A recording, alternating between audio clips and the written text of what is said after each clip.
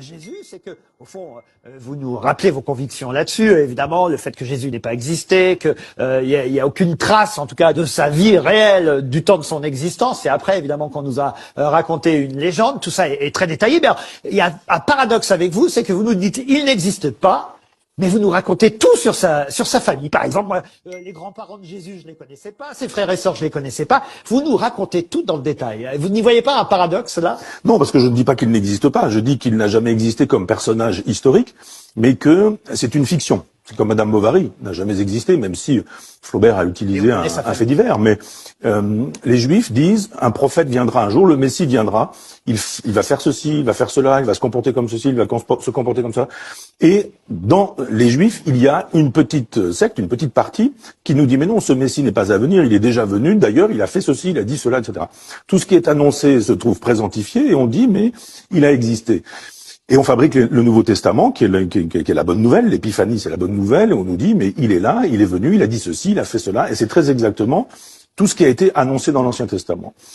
Par la suite, évidemment, quand cette petite secte devient une religion, c'est-à-dire quand l'empereur se convertit lui-même, on épaissit tout ça. Et on va lui trouver un père, une mère, une enfance, un village, Nazareth, le bœuf, l'âne, etc. On invente une histoire, une enfance, il y a pléthore d'évangiles, 50, 60, 70, pourquoi on en connaît 3 ou 4?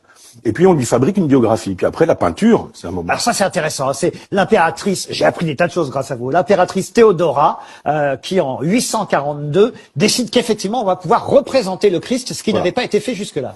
Voilà, et ça change tout. C'est-à-dire, il y a un concile, et le concile à l'époque, c'est une quinzaine d'évêques, dont certains sont mariés avec 2 ou 3 femmes, certains sont des alcooliques, certains ont été payés, certains sont des crétins incultes, et ils sont là en train de voter, et puis ils disent alors, est-ce qu'on a le droit de représenter la figure de Jésus, ou est-ce qu'on n'a pas le droit? Quand on prie une icône, est-ce qu'on prie véritablement Dieu, ou est-ce qu'on ne prie pas un bout de bois, auquel cas on serait dans le fétichisme, auquel cas on serait dans le paganisme? Et ça dure pendant très longtemps, cette querelle, et elle est tranchée un jour où on dit, oui, iconophilie, comme on dit, c'est-à-dire les iconophiles sont des gens qui aiment les images, les iconoclastes sont des gens qui n'en veulent pas et qui les brisent. Si on n'avait pas eu cette décision-là, on aurait une autre civilisation à l'évidence, parce qu'à partir de ce moment-là, on commence à peindre un Jésus, à sculpter un Jésus, à figurer Jésus, puis Marie, Joseph, etc.